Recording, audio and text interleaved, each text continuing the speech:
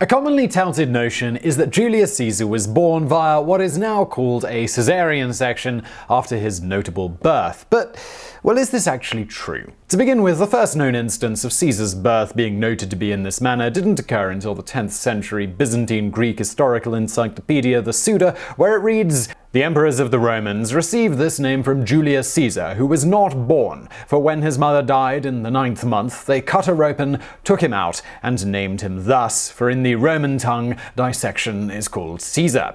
It turns out, though, that Aurelia Cotta, Caesar's mother, lived all the way to around 54 BC, seemingly dying about 10 years before Julius Caesar was assassinated, though some sources do claim she outlived him. Either way, she definitely survived his birth. This is significant because C-sections up until very modern times were a death sentence. That's not to say they didn't happen. In fact, in Roman law called lex caesarea, lex means the law and caesarea imperial, so literally imperial law, it stated that if a woman died, the baby had to be taken from the womb, even if it too was dead. This was established in the time of Numa Pompilius, the second king of Rome, 715 to 673 BC, hundreds of years before Caesar's time. This was seemingly mostly for religious reasons, but sometimes the baby could be saved in this way, particularly when it was determined that the woman would probably die anyway, such as if she was bleeding a lot or something like that. Thus, they'd sometimes go ahead and perform the procedure while she was still barely clinging to life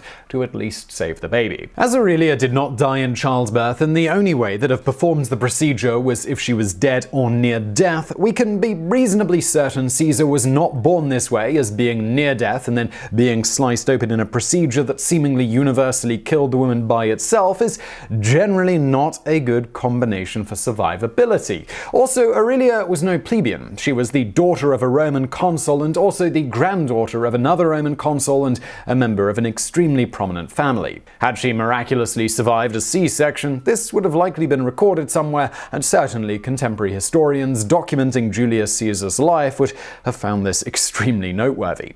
In fact, it turns out that the first known C-section where both the mother and the child survived isn't thought to have been performed until the late 16th century, occurring in Switzerland. Funnily enough, it was supposedly not performed by any sort of doctor, but by a pig gelder, that's a castrator, named Jacob Neuffer, who operated on his own wife. The story goes that after his wife labored unsuccessfully for a couple of days, he made a single cut in her stomach and took the baby out, and then sewed her up like the pigs he regularly dealt with. The woman supposedly then went on to have 5 more children, including a set of twins. It should be noted, though, that as the hard documentation to back up this story is pretty scant, some sources question the reliability of this, as the first surviving documented account of the story didn't occur until nearly a century after the fact. Moving on to better documented instances, we have to jump across the pond to America, where the first known C-section where the woman survived didn't occur until 1794, with Dr. Jesse Bennett performing the procedure on his wife Elizabeth Bennett, which must have been quite a heart-wrenching thing to do, given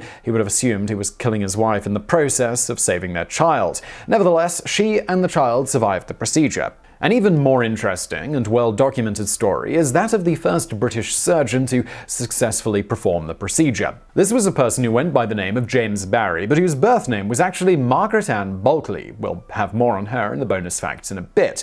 But getting back to Caesar and the C-sections, it's interesting to note that even the Oxford English Dictionary seems to back up the claim that Caesar was born via cesarean, defining the word as the delivery of a child by cutting through the walls of the abdomen when delivery cannot take place in the natural way, as was done in the case of Julius Caesar. However, giving them the benefit of the doubt here, they may not actually be meaning the ruler of Rome, Julius Caesar. You see, Pliny the Elder noted the name Caesar came from the Latin word to cut, which is sedere. He further stated that one of Caesar's ancestors was born via C-section and was named as such, and that the name was passed down to the eventual ruler of Rome, writing, "The first of the Caesars was so named from him having been removed by an incision in his mother's womb." And indeed, if you look up his family tree, both Julius and Caesar were common family names, with the first to bear the Caesar name in the Roman ruler's lineage being named Numerius Julius Caesar. So if we're being very generous, it's always possible the OED was referring to this Julius Caesar. Or they're just wrong, which even the best sources, and they are one, sometimes are. Everybody gets stuff wrong. There are no exceptions to this, no matter how hard you might try. In any event, as to whether cesarean section was named after the most famous Julius Caesar, thanks to the common misconception here that he was born this way, well, this isn't clear, but most etymologists do not think it was the original inspiration, given how common the term and similar ones were before the aforementioned 10th century mention, and given how well known these Latin terms were to physicians throughout the centuries where the term appears to have been established. For example, before this, one term for babies cut from the womb after the mother died was caesone. That said, many still claim it must have been named after Caesar, noting that many languages that use some variant of the caesarean term sometimes literally translate it as emperor's cut. However, again, it's noteworthy that Caesarea in Latin means imperial, and there is the connection with the procedure and the lex Caesarea, among others, so this doesn't necessarily mean the etymology of these various other languages' terms are connected to Julius Caesar himself. So that's the cesarean part. If you're wondering about the section, that is thanks to a physician named Jacques Guillemot. In his 1598 book on midwifery, he chose to change the name from caesarean operation to caesarean section, and the latter stuck. This is in reference to the Latin sextus, which is past participle of sectare, meaning to cut. And now for some bonus facts. Margaret N. Buckley was an Irish woman who, thanks to connections via her then-deceased famed artist uncle, James Barry, became acquainted with a doctor by the name of Edward Fryer, who would become her tutor and mentor, a Venezuelan general by the name of Francisco de Miranda, and a man named William Godwin, who happened to be the widower of the author of Vindication of the Rights of Women, Mary Wollstonecraft. At some point, possibly partially due to Margaret's semi-impoverished situation and struggling to get work as a tutor, or maybe just because she really wanted to be a doctor, the group got the idea for Margaret to disguise herself as a man so she could attend medical school. She then took the name of James Barry in homage to her deceased famous uncle, and officially entered school as his nephew. It has been speculated that her original plan was to eventually resume her original identity and travel with General Francisco de Miranda back to Venezuela, where she would be allowed to work as a doctor, despite being a woman, thanks to the general, but this isn't actually clear. Whether there is any merit to this or not, around the time she was graduating medical school in the summer of 1812,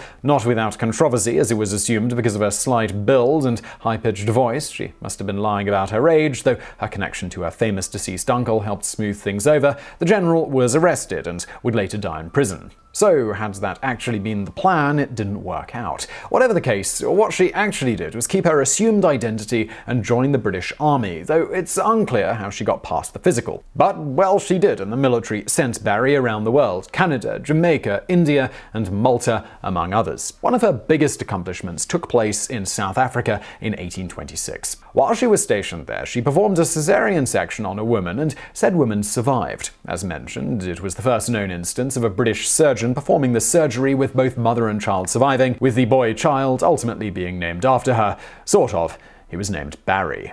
And now for another bonus fact. Speaking of things often thought to be named after Caesar, but not really, well, there's the Caesar salad. This was actually named after a guy called Caesar Cardini, who was an Italian-born chef who immigrated to the United States after World War I. Despite having a home in San Diego, the Cardini family operated a restaurant in Tijuana, Mexico, primarily because of Prohibition, which resulted in many Americans going to Tijuana to drink, so the restaurant business was booming there. There are various stories surrounding Cardini's inspiration for inventing the Caesar salad. According to Caesar's daughter, on the 4th of July 1924, Caesar was running short on supplies due to an unexpected rush of customers. In order to not have to turn customers away, he concocted a salad and a dressing out of some of the remaining ingredients that he had lying around.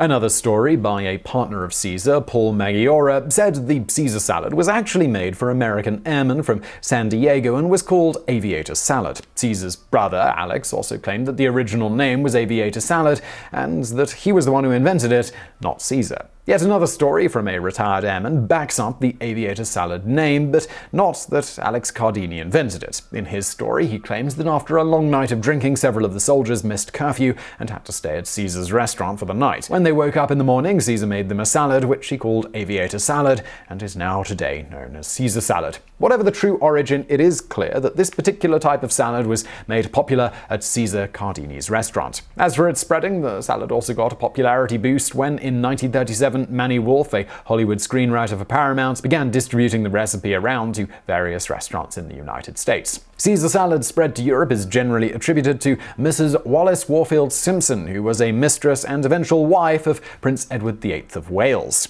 Simpson often frequented Caesar's restaurant when she was in the area, and during her travels began instructing other chefs how to make it, though she couldn't ever get them to get the dressing quite right, which was a problem in a lot of restaurants that had been serving the salad. As a result of this, by 1948, demand for the dressing for a Caesar salad became so great that Caesar started Caesar Cardini Foods with his daughter Rosa. With this company, they began selling bottled Caesar salad dressing. So I really hope you found that video interesting. If you did, please do smash that thumbs up button below. Also, please do check out our podcast. It's called The Brain Food Show. If you search Brain Food, one word, wherever you get your podcasts, you will find it. And as always, thank you for watching.